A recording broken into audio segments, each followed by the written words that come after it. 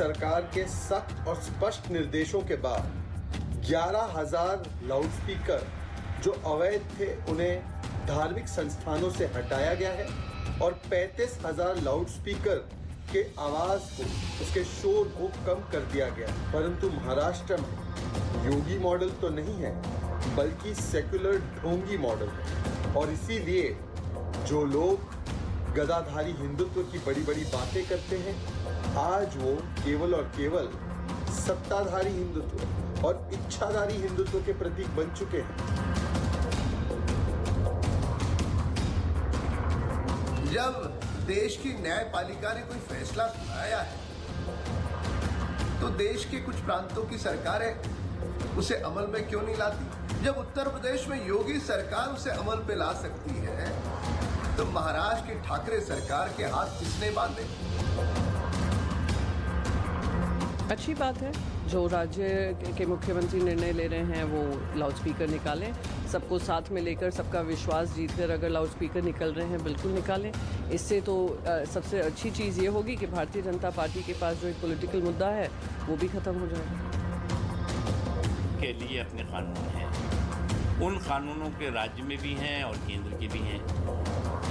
किसी को भी जो है वो देखिए भोंकू जो है वो कोई आपके लिए प्रेयर का जो है वो नहीं है, कॉन्स्टिट्यूशनल राइट नहीं है। इसलिए उसके लिए एक सीमित जो परमिटेड जो नॉइस के जो परमिटेड नॉर्म्स हैं उसके तहत लोग करना चाहिए। और यूपी ने एक बहुत अच्छा उदाहरण पेश किया है। ज़्यादा लाउड स्पीकर लगे हुए हैं, वहाँ पर इंतज़ामिया के ज़रिए से लाउड स्पीकर उतरवाने का काम किया गया और उसमें तमाम मसाजिद के ज़िम्मेदारों ने, तमाम दरगाहों के खानकाहों के ज़िम्मेदारों ने उसका स्वागत किया, उसका वेलकम किया है।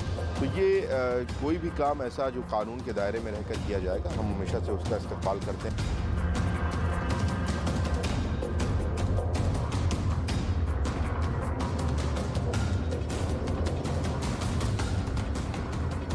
जब से ये मुद्दा राज साहब ने उठाया है कि किस प्रकार से अजान की वजह से या जो लाउडस्पीकर है इलीगल लगाए हुए हैं उसकी वजह से लोगों को तकलीफ़ हो रही है। अभी ये जो तकलीफ़ होती है कि धर्म देख के नहीं होती कि हिंदू कोई आवाज़ की तकलीफ़ होगी, मुसलमान को होगी या सिख को होगी, इस प्रकार से नहीं होती। वो किसी भी आदमी को ये तकलीफ़ हो सकती है। और जिस प्रकार से उन्होंने शीघ्र इस प्रकार का निर्णय किया योगी जी ने, इसीलिए उनकी तारीफ़ की है। और जो काम नहीं करेंगे उनकी तारीफ कैसे कर पाएंगे?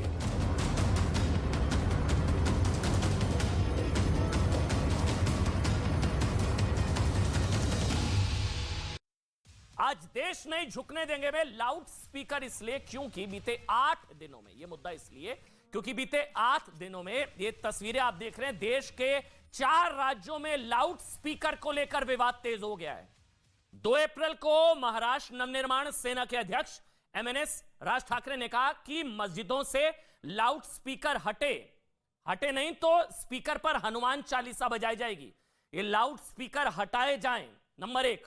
इसके अलावा हुआ यह कि 4 अप्रैल को कर्नाटक के मंत्री ईश्वरप्पा ने कहा था कि लाउड स्पीकर से बुजुर्गों, मरीजों को परेशानी होती है। उत्तर प्रदेश में पहले विवाद हो चुका है।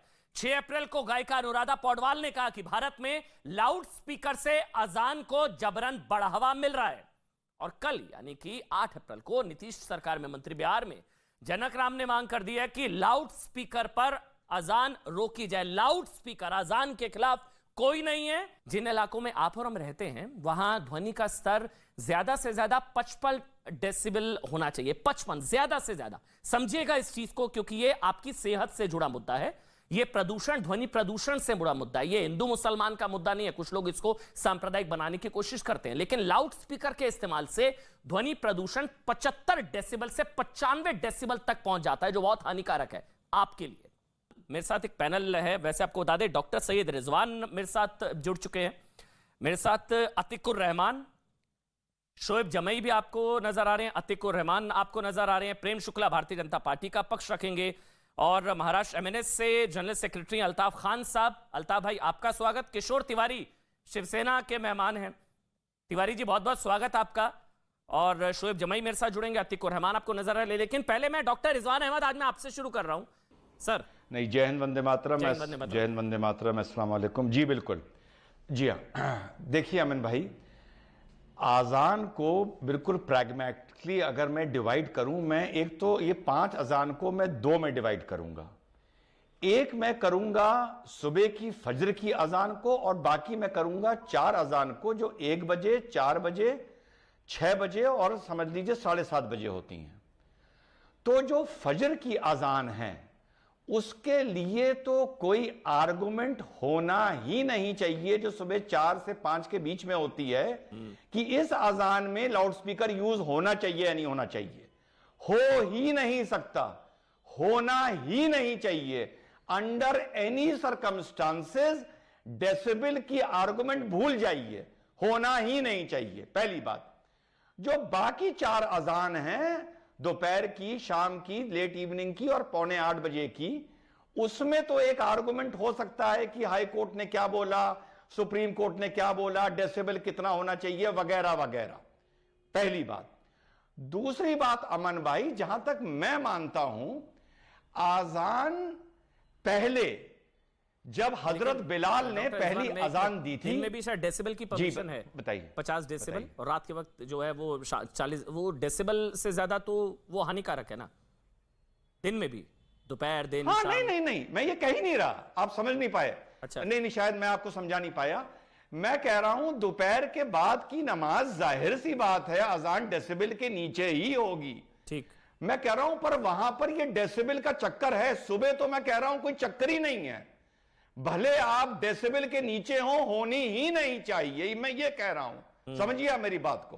पहला, होनी ही नहीं चाहिए, भले परमिटेड डेसिबल 50 हो और सुबह की अजान 10 पे हो रही हो, वो भी नहीं होनी चाहिए। आदमी अपना अलार्म लगाए, अल्लाह की इबादत करने अल्लाह के घर जाए या उठ के पढ़े, पहली चीज। ठीक। दूसरी चीज, जब हजरत बिलाल ने पहली बार रिकॉर्डेड अजान दी है एज पर मुस्लिम थियोलॉजी, जितना मैंने पढ़ा है, वहां पर वो अजान थी लोगों को इकट्ठा करने के लिए। लेकिन आज अगर आप मुझे पूछें तो मेरे हिसाब से अजान लोगों को इकट्ठा करने के लिए नहीं है, बल्कि अपनी हाजिरी, हाँ नहीं, शक्ति प्रदर्शन तो चलिए टेक्निकली मैं नहीं मानूंगा, पर समाज की कानों में, उनकी जहनियत में बार बार अल्लाह अकबर कह के अपनी हाजिरी लगाने का जो एजेंडा है, वो मुझे ज्यादा लगता है बनिस्बत लोगों को इनवाइट करने के। क्योंकि इनवाइट कोई कहीं किसी को नहीं करता, कोई किसी को स्कूल के लिए इनवाइट करता है, नहीं करता, कोई ऑफिस के लिए इनवाइट करता है, नहीं करता, आपको पिक्चर जाना हो आपको इनवाइट किया जाता है, नहीं किया जाता है। तो वहां, अच्छा आपने डिबेट में इतने मुस्लिम उलेमा बुलाए, आपने क्या इनको इनवाइट किया? आपने कहा कि आ जाओ आ जाओ आ जाओ, शुरू होने जा रहा है, शुरू होने जा रहा है, शुरू, ऐसा नहीं कहा ना आपने। सब अपने अपने टाइम पर आ गए। तो मेरे हिसाब से आजान अब लोगों को बुलाने का वो तो एक बहाना है। मेरे हिसाब से वो चीज बार बार जहन में, समाज में दोहराना और अपनी मौजूदगी दर्ज कराना, ये मुझे मकसद अजान का ज्यादा लगता है। प्रेम शुक्ला, मतलब मौजूदगी दर्ज कराना, तो फिर शोर क्यों मचाना? मतलब चलिए मौजूदगी दर्ज कराना, तो शोर क्यों मचाना भाई? अब हाई कोर्ट से बड़ा कुछ नहीं है अब, क्योंकि Allahabad high court, Bombay high court, तो ये हो नहीं पा रहा है। मतलब वो छोड़िए, हो रहा है, हो ही नहीं पा रहा है, वो लागू क्यों नहीं हो पा रहा है फैसला?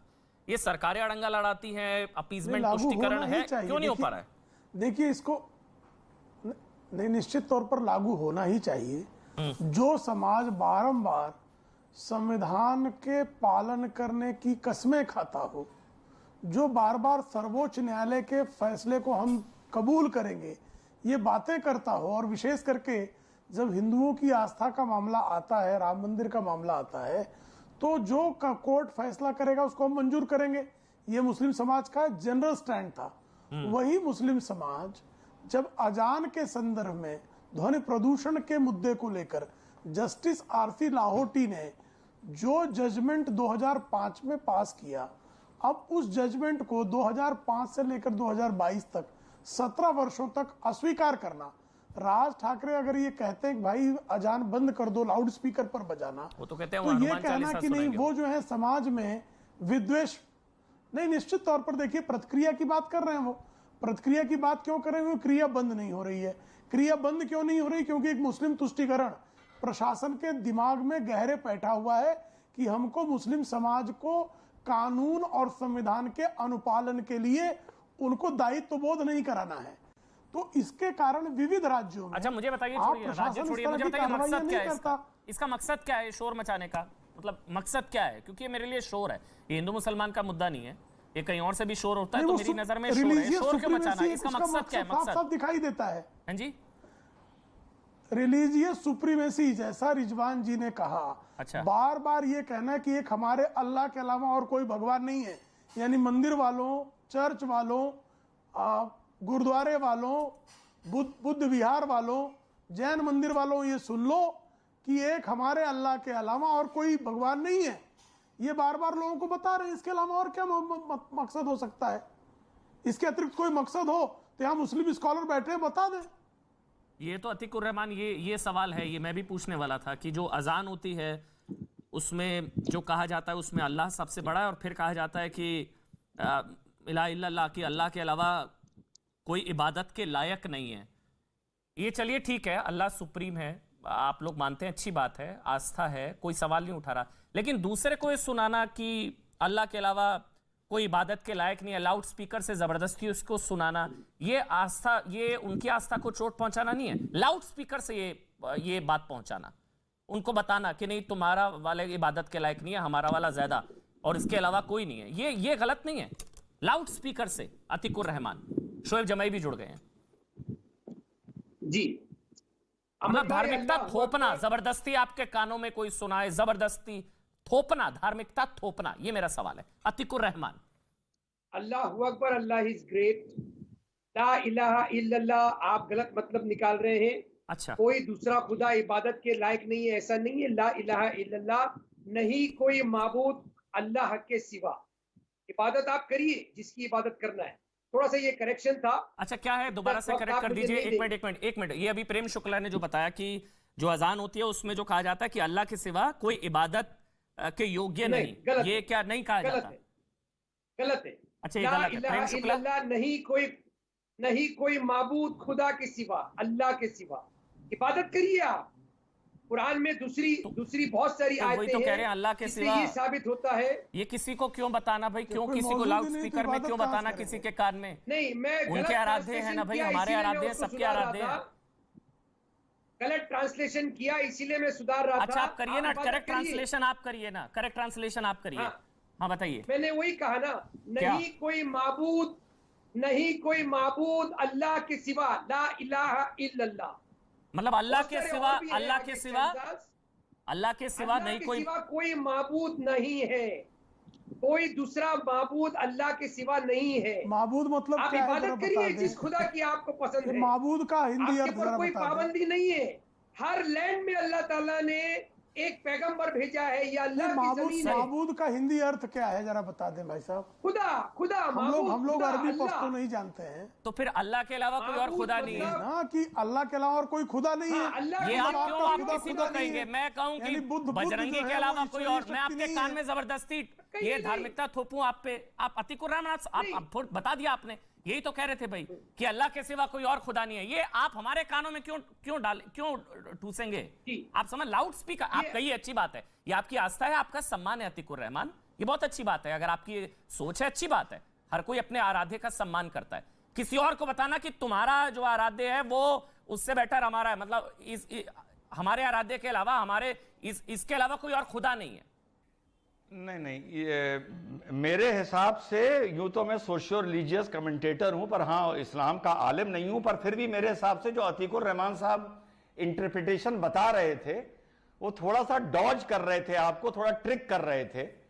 तो कुल मिला के जो प्रेम शुक्ला भाई का इंटरप्रिटेशन है और आपका इंटरप्रिटेशन है, there is no god but God, Allah is the God, prophet Mohammed is the messenger, और अल्लाह के सिवा कोई इबादत के योग्य नहीं, एंड ये मतलब होता है क्या? हाँ, ये आता है, इसका यही मतलब निकाल। यस, इबादत वर्ड, चलिए उन्होंने आपका पकड़ लिया, इबादत वर्ड उन्होंने आपका पकड़ लिया, वहां पर वो ही वॉज एक्टिंग स्मार्ट, इतना ही कह सकता हूं, या एक्टिंग मतलब ओवर स्मार्ट, लेकिन कुल मिला के मतलब यही है कि अल्लाह के सिवा कोई इस लायक नहीं है जिसको वर्शिप किया जाए। मतलब यही निकल के आता है। अब ये अगर लाउड स्पीकर पर किसी और को ये बोला जाएगा तो ये तो उकसाना भड़का, मतलब इसकी क्या जरूरत है?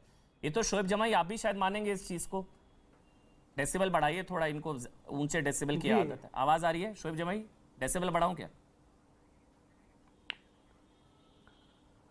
हाँ, ये सही कहा आपने। इसी तरह अगर आप बिल्कुल डेसिबल कम कर देंगे अजान की, तो जो नमाजी इंतज़ार में होंगे उनको पता नहीं चलेगा कि कब मस्जिद में जमा होना है, इसलिए थोड़े एक सर्टेन डेसिबल के साथ अजान दी जाती है। जैसा अभी मुझे नहीं सुनाई दे रहा था, आपने डेसिबल बढ़ाया तो अब मैं सुन लिया। लेकिन ये परमिसिबल लिमिट से ज्यादा नहीं अपनी होनी अच्छी चाहिए से ना? बात रखता हूँ। और मैं अगर ये कहूँ कि हाँ, मैं मतलब इस पैनल में कोई बैठने लायक नहीं है, जैसे आप कहते हैं कि अल्लाह के सिवा कोई और इबादत के लायक नहीं है, अगर मैं कहूँ इस पैनल में मेरे सिवा कोई बैठने लायक नहीं है, तो आपको कैसा लगेगा? नहीं, मैं आपकी इस बात से बिल्कुल सहमत हूँ कि परमिसेबल लिमिट से ज़्यादा नहीं बढ़ाएंगे। मैंने भी इसका बिल्कुल समर्थन नहीं किया और आपने परमिसेबल लिमिट से ज़्यादा नहीं बढ़ाई, और ये बिल्कुल सही है। अब मुझे सही आवाज़ सुनाई दे रही है, जैसे बाकी मुसलमानों को भी सुनाई देती है। सोनू निगम जब दुबई जाते हैं तो उनको भी इतना ही डेसिबल से सुनाई देती है, क्योंकि वहाँ पैसा मिलता है ना। और मुंबई आने के बाद अजान से दिक्कत हो जाती है, क्योंकि दुबई में तो पांचों वक्त में नमाज पूरी चारों तरफ से गूंजती है, पैसा भी मिलता है, तो उनको दिक्कत नहीं होती है सोनू निगम जब दुबई जाते हैं तब। लेकिन मुंबई में दिक्कत हो जाती है, क्योंकि एक नैरेटिव बनाना है। बहरहाल मैं ये कह रहा हूँ कि ये मुद्दा एक राजनीतिक मुद्दा है। जब कर्नाटक में अगले साल विधानसभा चुनाव है, तो देखा कि हिजाब के मुद्दे पर उत्तर प्रदेश में चुनाव लड़ा गया, फ़ायदा हो गया। अब कर्नाटक में जब चुनाव है, आगे एमसीडी का चुनाव दिल्ली में है, तो कौन कौन से मुद्दे लाए जाए जो सस्ते मुद्दे होंगे, जिस पर जनता की कोई जवाबदेही तय नहीं हो, और बहुत आसानी से उसको हम एक नैरेटिव बना सकते हैं, जीत भी सकते हैं, और इसमें कोई जवाबदेही तय नहीं होगी। और जो असली मुद्दे हैं देश के जनता के, बेरोजगारी के, महंगाई के, और तमाम फ्यूचर यूथ के, उसके वो नहीं। ये हिंदू मुसलमान का मुद्दा नहीं है, इसको सांप्रदायिक रंग मत दीजिए। ये जनता से जुड़े मुद्दे हैं मेरे ख्याल से, ये जनता से जुड़ा ही मुद्दा है। पिछले 70 सालों में, पिछले धार्मिकता थोपने का मुद्दा है। पिछले 70 नहीं बता रहा हूँ, पिछले 70-75 सालों से भी लोग डिबेट कर रहे होंगे, राजनीतिक पार्टियाँ अपनी राजनीति कर रही होंगे, सब कर रहे होंगे, लेकिन शायद कभी किसी ने ये नहीं कहा आज तक कि आज़ान भी कभी किसी के नफरत फैलाने की वजह हो सकती है। किसी ने मुसलमान ने ये नहीं कहा कि आपके जगराते या हनुमान चालीसा नफरत फैलाने की वजह नहीं है। बिल्कुल, अजान के खिलाफ तो कोई भी नहीं है। अब डिबेट में ये चर्चा होने लगी है। लाउड स्पीकर आपको समझ में आता है? आज आप, मैं आपको समझाऊं क्या? कुछ सुनेंगे? मैं सुनाऊं आपको? अब जबरदस्ती आप पर धार्मिकता थोपूं? मैं धार्मिकता थोपना, आप समझिए मैं जो समझा रहा हूँ, बात कह लूं, मैं जो समझा रहा हूँ आपको वो समझिए। मैं ये नहीं कह रहा हूं, मैं बस ये लाउड स्पीकर का विरोध है, अजान के खिलाफ कोई नहीं है। अजान के खिलाफ शोएब कोई भी नहीं है। लाउड स्पीकर का 365 दिन हर रोज 5 पहर सुबह 4 बजे आप सो रहे हैं, मैं आपके कान में हनुमान चालीसा लगा दूंगा लाउड स्पीकर, उसका विरोध होगा। शोएब चलिए अब मैं जवाब आपके पास कम से कम मेरा जवाब लेंगे तभी तो। बिल्कुल शोएब देखिए, देश के दर्शक देख रहे थे। एजेंडा ध्वनि प्रदूषण और लाउड स्पीकर के खिलाफ है, अजान के खिलाफ नहीं है। ध्वनि प्रदूषण और लाउड स्पीकर के खिलाफ है। किशोर तिवारी और अल्ताफ खान, पहले मैं किशोर तिवारी के पास जा रहा हूँ। चलिए हो गया, बस डेसिबल इतना ही अलाउड करिए। किशोर तिवारी एमएनएस कह रहा है कि हाँ, मुस्कुरा रहे किशोर तिवारी। किशोर हो गया ना, बस करिए ना, कोई नहीं सुनना चाह रहा। हो गया एजेंडा फेल हो गया ना। चलिए किशोर तिवारी, एजेंडा फेल हो गया। जी नहीं, हनुमान चालीसा कोई एजेंडा नहीं थी। एक तो थोड़ा शब्दों का चयन, हनुमान चालीसा कोई एजेंडा नहीं है, सुन लिया।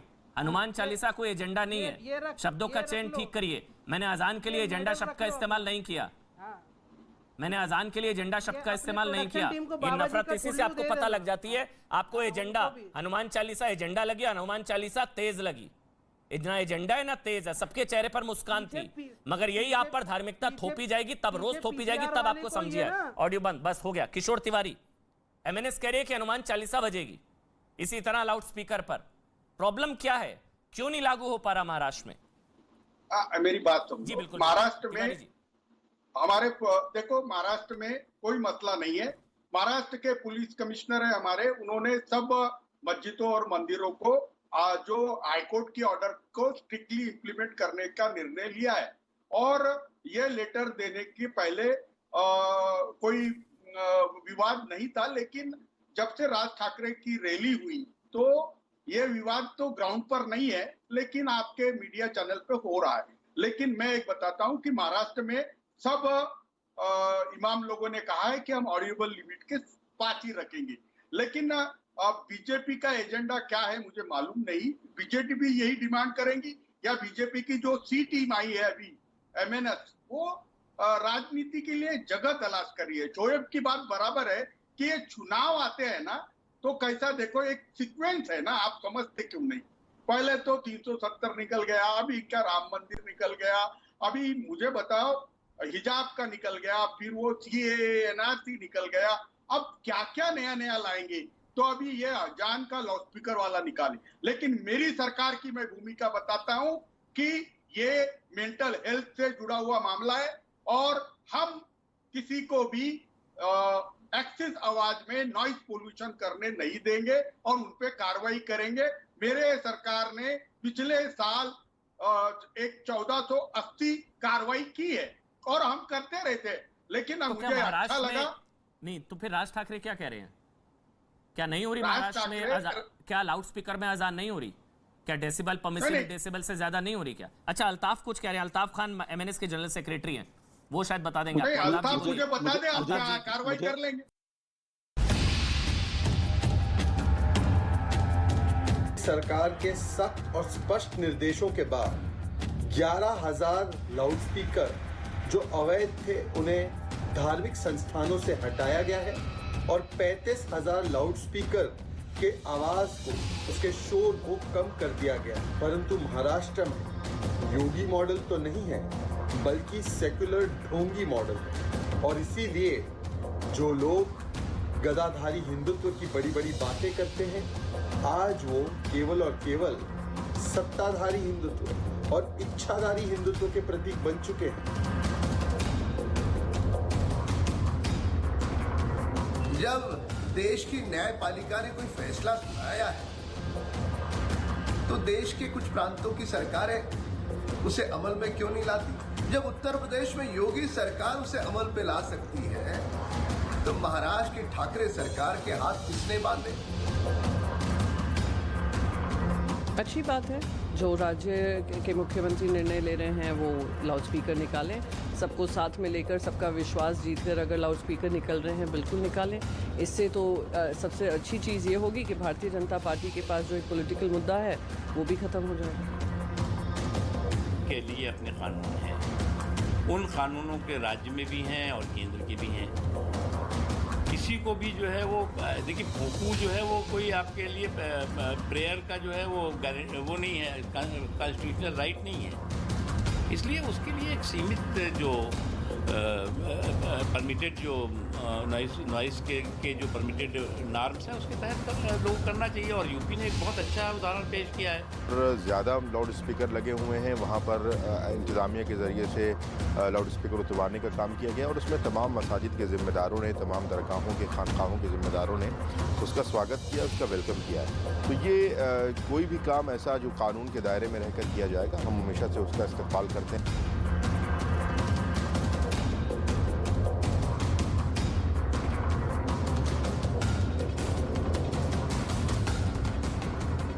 जब से ये मुद्दा राज साहब ने उठाया है कि किस प्रकार से अजान की वजह से या जो लाउडस्पीकर है इलीगल लगाए हुए हैं उसकी वजह से लोगों को तकलीफ हो रही है। अभी ये जो तकलीफ होती है कि धर्म देख के नहीं होती कि हिंदू कोई आवाज़ की तकलीफ होगी, मुसलमान को ही होगी या सिख को होगी, इस प्रकार से नहीं होती। वो किसी भी आदमी को ये तकलीफ हो सकती है। और जिस प्रकार से उन्होंने शीघ्र इस प्रकार का निर्णय किया योगी जी ने, इसीलिए उनकी तारीफ की है।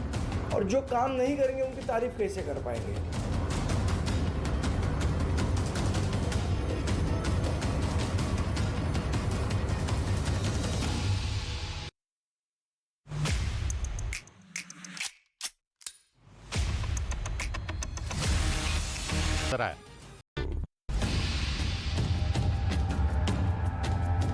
सरकार के सख्त और स्पष्ट निर्देशों के बाद 11,000 लाउडस्पीकर जो अवैध थे उन्हें धार्मिक संस्थानों से हटाया गया है और 35,000 लाउडस्पीकर के आवाज को, उसके शोर को कम कर दिया गया है। परंतु महाराष्ट्र में योगी मॉडल तो नहीं है, बल्कि सेक्युलर ढोंगी मॉडल है। और इसीलिए जो लोग गदाधारी हिंदुत्व की बड़ी बड़ी बातें करते हैं, आज वो केवल और केवल सत्ताधारी हिंदुत्व और इच्छाधारी हिंदुत्व के प्रतीक बन चुके हैं। जब देश की न्यायपालिका ने कोई फैसला सुनाया है तो देश के कुछ प्रांतों की सरकारें उसे अमल में क्यों नहीं लाती? जब उत्तर प्रदेश में योगी सरकार उसे अमल पे ला सकती है तो महाराष्ट्र की ठाकरे सरकार के हाथ किसने बांधे? अच्छी बात है, जो राज्य के मुख्यमंत्री निर्णय ले रहे हैं वो लाउडस्पीकर निकालें, सबको साथ में लेकर सबका विश्वास जीतकर अगर लाउडस्पीकर निकल रहे हैं बिल्कुल निकालें। इससे तो सबसे अच्छी चीज़ ये होगी कि भारतीय जनता पार्टी के पास जो एक पॉलिटिकल मुद्दा है वो भी ख़त्म हो जाएगा। के लिए अपने कानून हैं, उन कानूनों के राज्य में भी हैं और केंद्र के भी हैं। किसी को भी जो है वो देखिए भोंपू जो है वो कोई आपके लिए प्रेयर का जो है वो नहीं है, कॉन्स्टिट्यूशनल राइट नहीं है। इसलिए उसके लिए एक सीमित जो परमिटेड जो नॉइस के जो परमिटेड नॉर्म्स हैं उसके तहत लोग करना चाहिए। और यूपी ने एक बहुत अच्छा उदाहरण पेश किया है। ज़्यादा लाउड स्पीकर लगे हुए हैं, वहाँ पर इंतज़ामिया के ज़रिए से लाउड स्पीकर उतरवाने का काम किया गया और उसमें तमाम मसाजिद के ज़िम्मेदारों ने, तमाम दरगाहों के खानकाहों के ज़िम्मेदारों ने उसका स्वागत किया, उसका वेलकम किया है। तो ये कोई भी काम ऐसा जो कानून के दायरे में रहकर किया जाएगा, हम हमेशा से उसका इस्तेमाल करते हैं।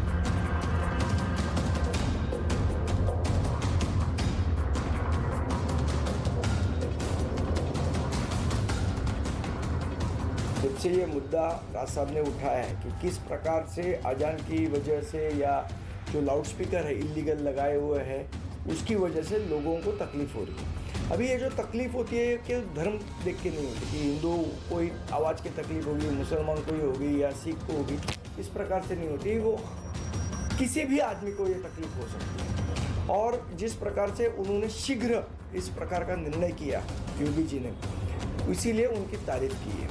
और जो काम नहीं करेंगे उनकी तारीफ कैसे कर पाएंगे?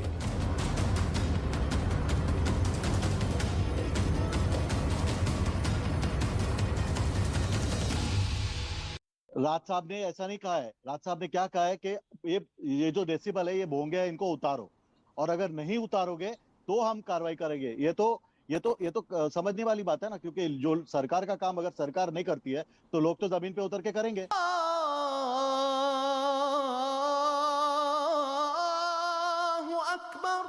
जो अजान 3-4 मिनट के अंदर खत्म हो जाती है, उस पर क्यों एतराज इतना हो रहा है इनको? हाईकोर्ट का ऑर्डर है और ये फोर्स की बात नहीं है। लागलेले भोंगे हे खाली उतरवावेच लागतील। हम नफरत के पुजारी नहीं है राज ठाकरे जी। वो किसी संप्रदाय विशेष के लिए नहीं है, बल्कि समाज की बेहतरी के लिए है। मैं समझता हूँ कि ये फैसला अच्छा नहीं है। सबकी नींद हराम कर दे, ऐसे लाउड स्पीकर नहीं यूज करते। कोई भी धर्म का प्रचार इस तरह से नहीं हो जाए कि बाकी लोग पागल ही हो जाए।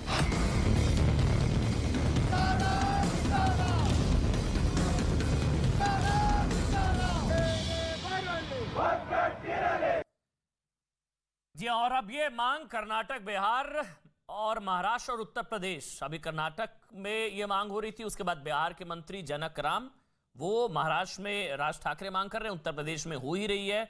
इलाहाबाद हाईकोर्ट का फैसला है, इसके अलावा मुंबई हाईकोर्ट का फैसला है, और इसी को लेकर हम लोग डिबेट कर रहे हैं। डॉक्टर रिजवान अहमद हैं, साथ ही प्रेम शुक्ला हैं, शोएब जमई हमारे साथ हैं, और अल्ताफ खान MNS और किशोर तिवारी हमारे साथ हैं, शिवसेना के नेता हैं। डॉक्टर रिजवान अहमद, बार बार यही कहा जा रहा है कि 3-4 मिनट की अजान से इतनी प्रॉब्लम नहीं होनी चाहिए ना, जो अभी मेरे ख्याल से अभी शोएब भी इसी का जिक्र कर रहे थे कि ये दरअसल बांटने की कोशिश है, टॉलरेंस नहीं है, इसलिए अजान और लाउड स्पीकर का विरोध किया जाता है। शोएब भी अभी इसका जिक्र कर रहे थे। जी अमन भाई, एक चीज तो मैं आपको बताऊं, जो आपने अभी हनुमान चालीसा सुनाई, पिछले डिबेट में भी मैंने आपसे एक बात बोली थी कि अगर ये नैरेटिव सेट हुआ तो, बड़ा फ्रैंकली बता रहा हूं, अगर ये नैरेटिव सेट हुआ कि तुम नमाज सड़क पर पढ़ते हो तो हम भी पूजा सड़क रोक के करेंगे, या ये नैरेटिव सेट हुआ कि तुम अगर माइक चलाते हो तेज तो हम भी चलाएंगे, तो इसमें आप मुसलमान की फील्डिंग को भेद नहीं पाएंगे। नहीं बड़ी पते की बात बता रहा हूं। नहीं, एक पते की बात मेरी भी सुन लीजिए। आप सुन लीजिए, सुन लीजिए, आप अपनी बात रखिए। डॉक्टर रिजवान अहमद।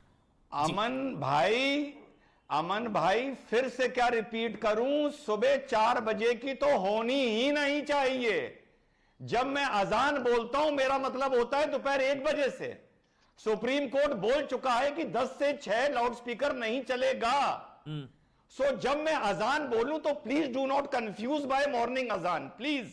अजान तो अगर आप मुसलमान से ये कहेंगे, मुस्लिम धर्म में अजान को डिस्क्रिमिनेट नहीं किया गया है कि सुबह की ज्यादा स्पेशल है और दोपहर की स्पेशल नहीं है, ऐसा नहीं है। सारी अजान को आप यार मैं बोल लूं, रिजवान मेरा नाम है, रिजवान मेरा नाम है ना। हाँ डॉक्टर रिजवान आप कंप्लीट कर लीजिए। आप कह रहे हैं रिजवान मेरा नाम है ना। क्या नहीं होती क्या डॉक्टर रिजवान, क्या नहीं होती क्या? आप कह रहे हैं होनी नहीं चाहिए, क्या नहीं होती क्या? आप अजान को डिस्क्रिमिनेट कर पाए ना कर पाए, सुप्रीम कोर्ट ने 10 बजे से सुबह 6 बजे का आदेश दे रखा है। लाउडस्पीकर नहीं चलेगा, नहीं चलेगा तो नहीं चलेगा, बात खत्म। रास्ता आप निकालिए इसका। दूसरी बात, आपको अजान देने को कौन मना कर रहा है? सुबह मस्जिद में अजान दीजिए आप, कौन मना कर रहा है आपको? डिस्क्रिमिनेट का मतलब यह है कि भाई साहब ये कह रहे हैं कि लाउडस्पीकर पर 5 बार होगी, आजान 5 बार होगी, लेकिन जरूरी नहीं है कि उसमें 5 लाउडस्पीकर पर हो। गलत बात ना फैलाइए देश के सामने। ये आपको किसने कह दिया कि 5 बार हम लोग का कहना है कि स्पीकर पे होनी चाहिए। हमारा ये कहना है कि डेसिबल के अरे नाम मैं अपनी बात खत्म कर लूं ना।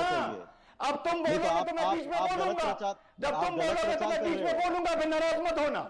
जब तुम बोलोगे तो मैं बीच में बोलूंगा तो नाराज मत होना। फिर इससे इस्लाम का फायदा नहीं, नुकसान ही होगा। आप इस तरह से गलत प्रचार करोगे, इस्लाम का नुकसान होगा। मैं इतनी देर से चुप बैठा था, तभी मैं तुम लोगों को जाहिल बोलता हूं। जाहिल बोलता हूं मैं तुम लोगों को। तुम्हारी हरकतें जाहिलों वाली हैं। ऐसे नहीं तुम्हारी हरकतें पर्सनल नहीं होते, पर्सनल नहीं होते। डिबेट है ना, ये मतांतर होगा ना तभी। आपकी अकलमंदी तो इतनी टपक रही है, सब जगह दिख रही है। अल्ताफ एक काम करते हैं, वो कंप्लीट कर ले फिर मैं आपको। अरे यार तुम जाहिल आदमी हो, चुप रहो। नहीं ऐसे मैं बोल रहा हूं ना। चलिए डॉक्टर रिजवान आप बोलिए, उसके बाद अल्ताफ भाई आप बोलिएगा। एक एक करके बोलेंगे तो शायद क्लैरिटी हो पाएगी, है ना। टॉपिक पे रहते हैं, बड़े जाहिल लोग हैं जी। नहीं अमन भाई, हाँ शोएब भाई से मेरा एक सवाल है, पूछ लूं? आप पूछिए। शोएब भाई, आप ट्रेन पकड़ने के लिए स्टेशन और फ्लाइट पकड़ने के लिए एयरपोर्ट कैसे समय पर पहुंच जाते हो? ट्रेन का इंजन, ट्रेन का ड्राइवर और फ्लाइट का पायलट आपको फोन करके नहीं बुलाता। इसका जवाब पूरे देश के सामने दीजिए। डॉक्टर रिजवान साहब को मेरा नाम लिए बगैर उनका डिबेट पूरा नहीं होता। अरे हमको क्यों पकड़ते हो? रमजान का टाइम। नाम ले रहा हूं, बड़ी इज्जत दे रहा हूं, नाम ले रहा हूं, बड़ी इज्जत दे रहा हूं भाई। टीआरपी मिल जाएगी। जवाब दो, अब जवाब दो, जवाब दो। चलो देखो, एक अमन जी इसमें जरा 2 मिनट हमें देना अनइंटरप्टेड। मैं एक सीरियस बात कह रहा हूं कि देखो, जब कर्नाटक में एक बात पकड़ते हो और फ्लाइट कैसे पकड़ते हो ये बताओ। नहीं, सवाल मेरा था ना, सवाल मेरा था। ट्रेन और फ्लाइट कैसे पकड़ते हो ये बताओ। मैं आपके सवाल को रिजेक्ट करता हूं, नहीं दूंगा जवाब। हो गया, बात खत्म।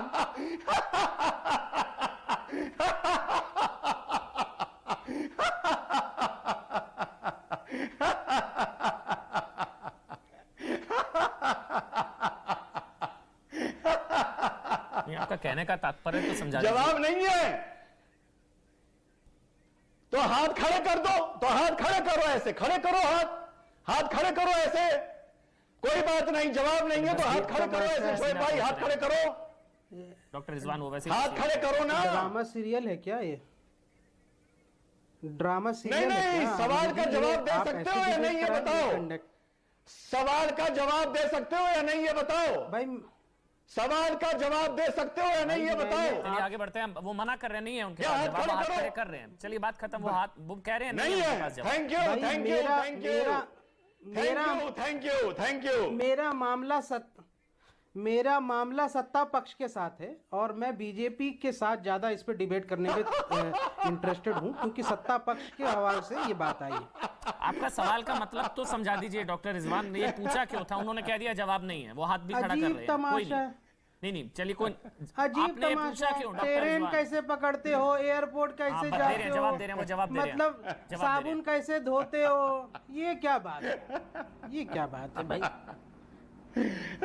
ऐसे डिबेट होती है क्या अमन जी? अमन भाई मतलब वो अमन भाई आप स्कूल जाते थे, कॉलेज जाते थे तो आजान होती थी क्या? नहीं ना, ये तो जो जरूरी काम बिना बुलाए भी किए जाते हैं। यही पूछ रहा हूँ यही पूछ रहे हैं शायद। अरे आप अपनी यूनिवर्सिटी कैसे जाते हो?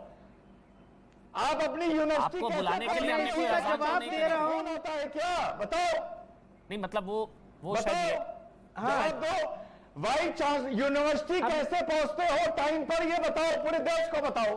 अजीब तमाशा है, जब सवाल पूछ लोगे तो सवाल का जवाब देने के लिए तो टाइम दोगे ना। जवाब दे रहे हैं अच्छी बात है। नहीं बिल्कुल शोएब भाई बोलिए, शोएब भाई बोलिए ना, बिल्कुल जवाब दे रहे हैं। नहीं ये बताओ, अभी तो मैंने जवाब ही नहीं दिया है, तो इसमें कोई डिफीट होने का या ईगो का तो कहीं मामला नहीं। सवाल नहीं, आपने कहा था मेरे पास जवाब नहीं है, ये आपने बोला कि मेरे पास जवाब नहीं है, इसलिए हम आगे आप जवाब देना चाहें तो शोएब भाई दे सकते हैं। हाथ दो गए, कौन ट्रेन से जाएगा, कैसे, ये सब इलॉजिकल बातें। बात सीरियस मुद्दा ये है कि जिसके लिए देश इंतजार कर रहा है।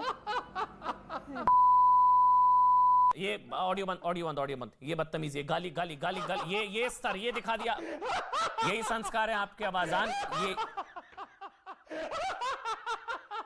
शोएब मेरे ख्याल से मुझे आपको थैंक यू करना पड़ेगा। ये तो टॉलरेट नहीं है, आपने जो भी लैंग्वेज बोली, आपने जो गाली, ये बदतमीजी तो बर्दाश्त नहीं कीजिए। ये संस्कार है शायद आपके, जो भी आपने बोला यही होता है, यही टॉलरेंस आपकी। बड़ी टॉलरेंस की बातें आप कर, ऑडियो बंद रहेगा। अभी बड़ी टॉलरेंस की बातें कर रहे थे आप।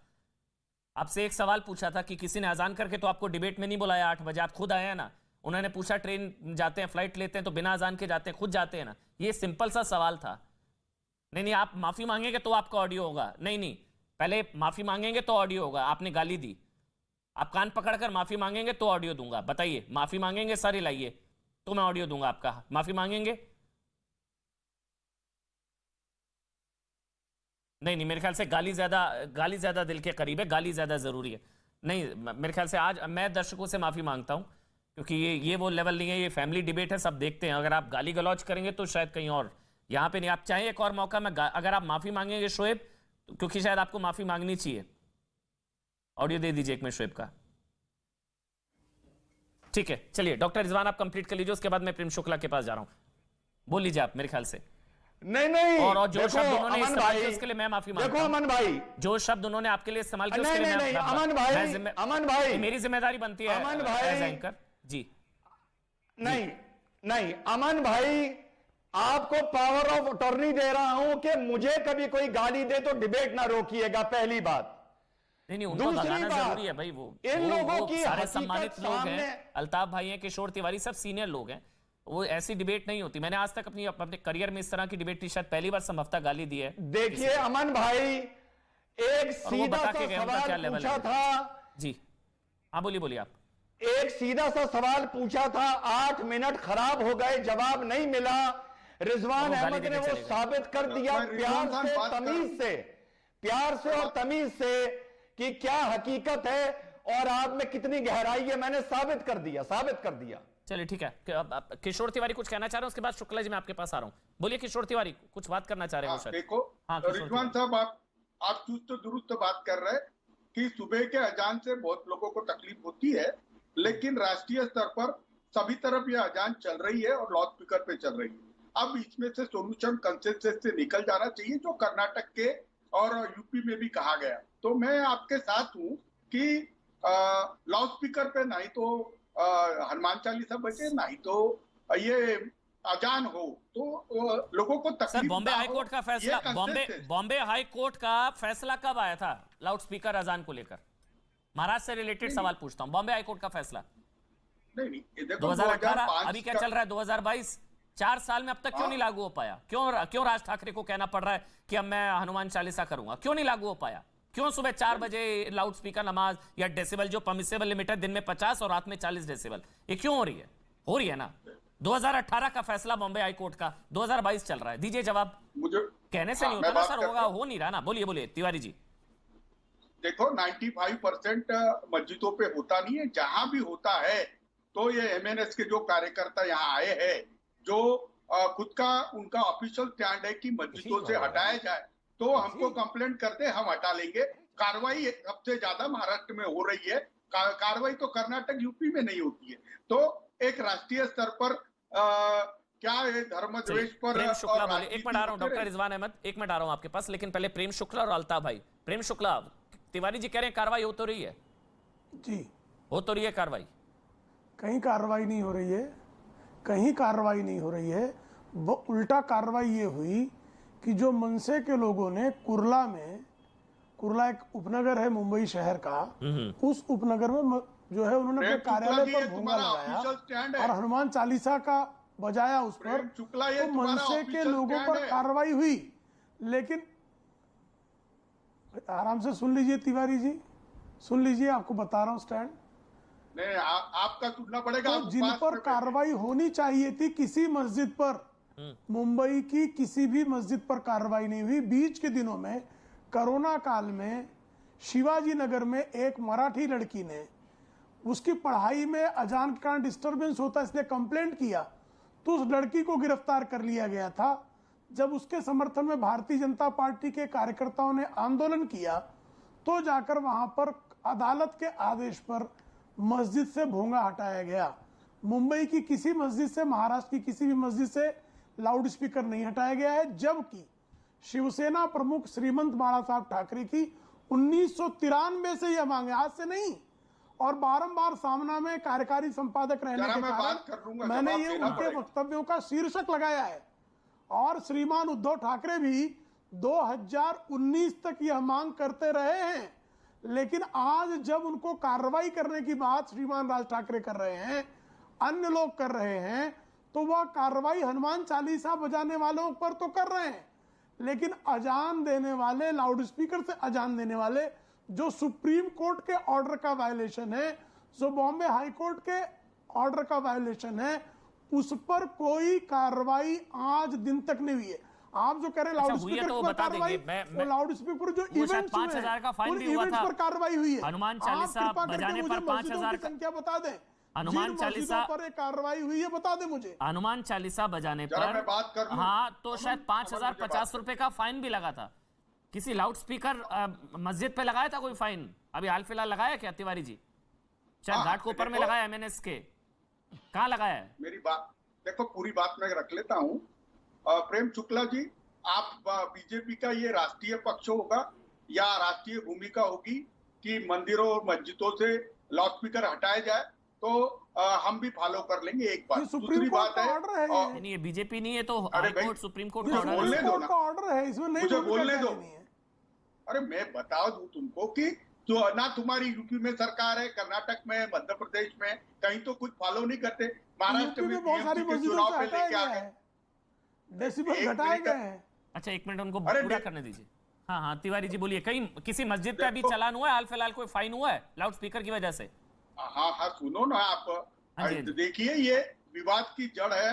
हमारे बंबई के जो पुलिस कमिश्नर है, उन्होंने लेटर लिख के मीटिंग बुलाई और मीटिंग में बोला कि जहां जहां पर आवासीय एरिया में है वहां से ये आवाज कम करना चाहिए। और मुझे खुशी है कि उन्होंने कहा हमने आवाज कम कर। कितना फाइन किया हाल फिलहाल, कितना फाइन किया? अभी हनुमान चालीसा पर 5,000 रुपए का फाइन किया ना आपने शायद?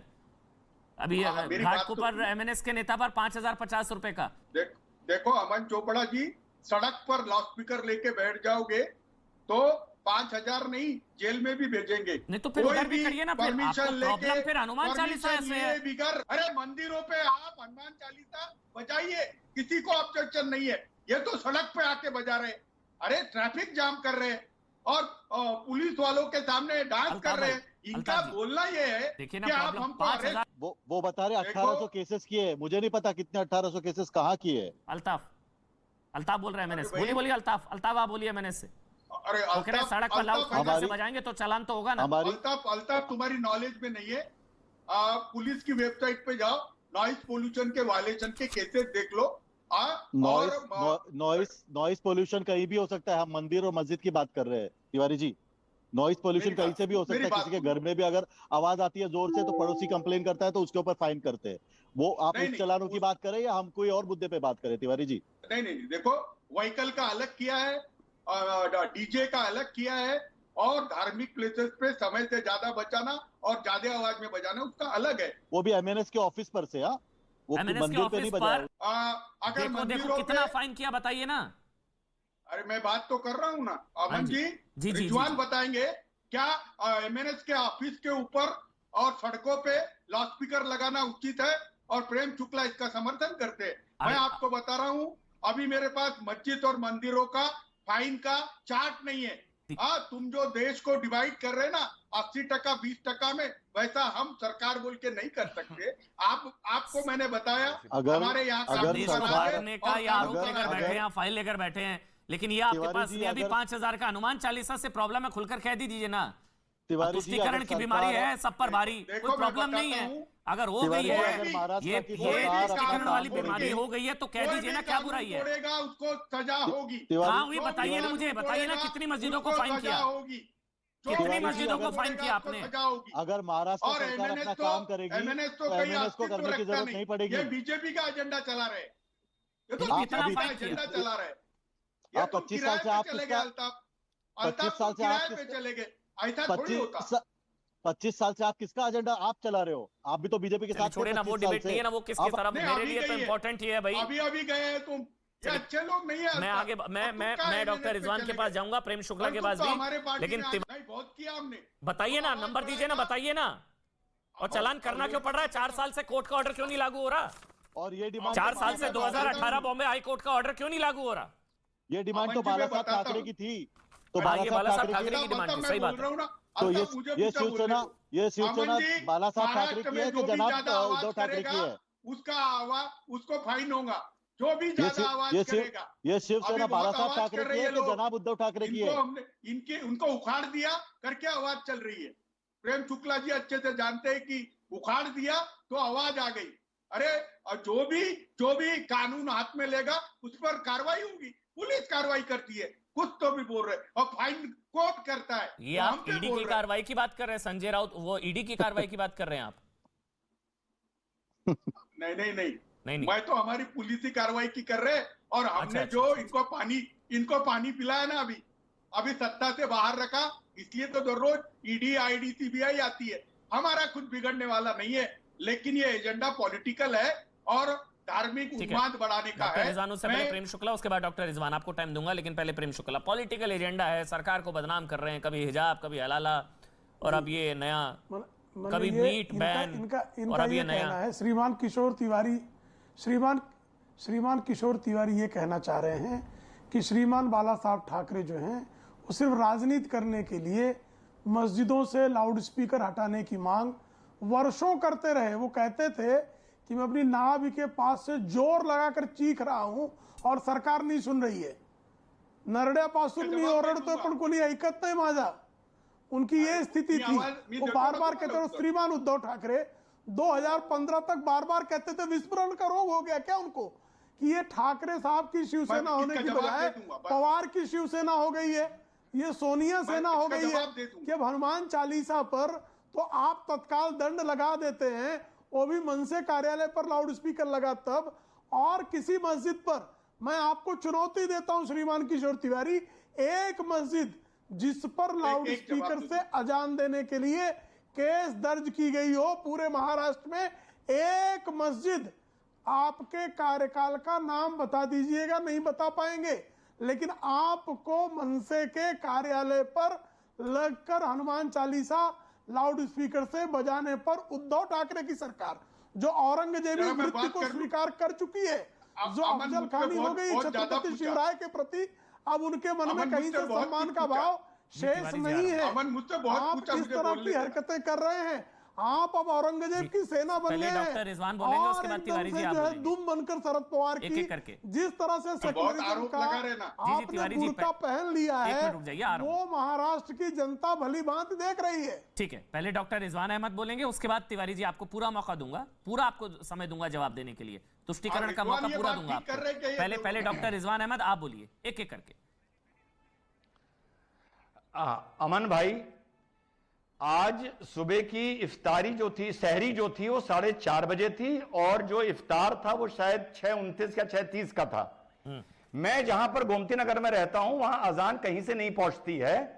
मैंने सहरी भी सही टाइम पर कर ली और इफ्तार भी सही टाइम पर कर लिया। पहली बात मुझे याद था, पहली बात।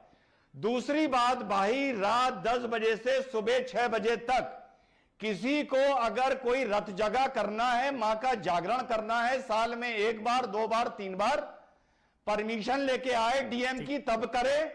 और अगर आपको सुबह की अजान देनी है तो साल में 1 बार 2 बार 5 बार जो भी आप जरूरी समझें, आप डीएम की परमिशन लेके आइए और 5 बजे अजान दीजिए।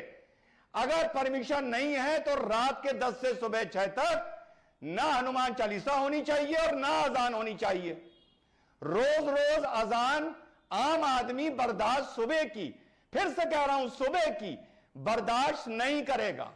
लेकिन डॉक्टर रिजवान अहमद, मैं फिर से कह रहा हूं, दिन में भी 50 डेसिबल और रात में 40 डेसिबल। अरे बॉस, मैं कितनी बार कहूं, मैं उसकी बात ही नहीं कर रहा हूं। वो जो भी डेसिबल है, मैं बात कर रहा हूं सुप्रीम कोर्ट के आदेश की मानेवर। मैं दोपहर में कितना डेसिबल होना चाहिए, ये तो एडमिनिस्ट्रेशन और पुलिस इसको इंप्लीमेंट कराए ना। नहीं हो रहा ना सुबह सर, के यही लिए तो मैं कराइए कह ना रहा हूं, तिवारी होनी जी, ही इंप्लीमेंट नहीं आपको चाहिए। कराना है ना, नहीं हो रहा ना इंप्लीमेंट तिवारी जी, क्यों नहीं हो अरे पा रहा है पूरे तिवारी जी हिंदुस्तान में इंप्लीमेंट? कराइए, किशोर अमन भाई, तिवारी जी क्यों कराएंगे? पूरे हिंदुस्तान में कराइए, योगी जी यहाँ क्यों नहीं कराएंगे यूपी में? नहीं, वो तो डॉक्टर रिजवान अहमद आप भी जानते हैं 75 भी कराना चाहिए ना। 75-95 डेसिबल तक पहुंचता है, आप भी जानते हैं 75-95 डेसिबल तक पहुंचता है। परमिसिबल लिमिट जो है वो 50 और 40 है जी।